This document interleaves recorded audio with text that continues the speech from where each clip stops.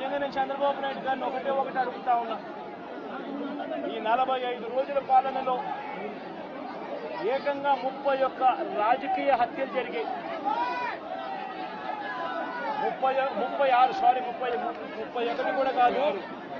ఇక్కడికి రాకముందు మా వాళ్ళు నాకు చెప్పిన సంఖ్య 36. 45 రోజుల్లో దాదాపుగా 36 రాజకీయ హత్యలు, 300కు పైగా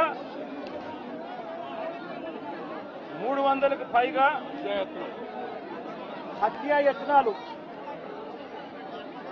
300కు పైగా హత్యాయత్నాలు.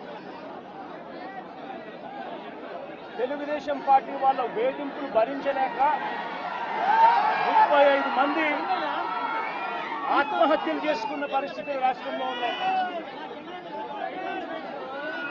560 చోట్ల ప్రైవేట్ ఆస్తులను ధ్వంసం చేశారు. ఇంట్లో చొరబడుతున్నారు, ఆస్తులను ధ్వంసం చేస్తా ఉన్నారు, షాపులను కాల్చేస్తా ఉన్నారు. వైఎస్ఆర్సీపీ సానుభూతి పరుల చీనీ చెట్లను నరికేస్తా ఉన్నారు. ఇటువంటి ప్రైవేట్ ఆస్తులు 560 చోట్ల ప్రైవేట్ ఆస్తులను ధ్వంసం చేశారు. 490 చోట్ల ప్రభుత్వ ఆస్తులను ధ్వంసం చేశారు. 490 చోట్ల ప్రభుత్వ ఆస్తులను ధ్వంసం చేశారు.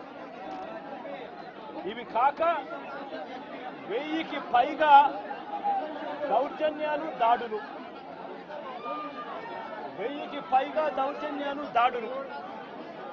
ఈ 45 రోజుల్లో తెలుగుదేశం పార్టీ అధికారంలోకి వచ్చిన తర్వాత ఈ రాష్ట్రంలో ఇది లా అండ్ ఆర్డర్ పరిస్థితి.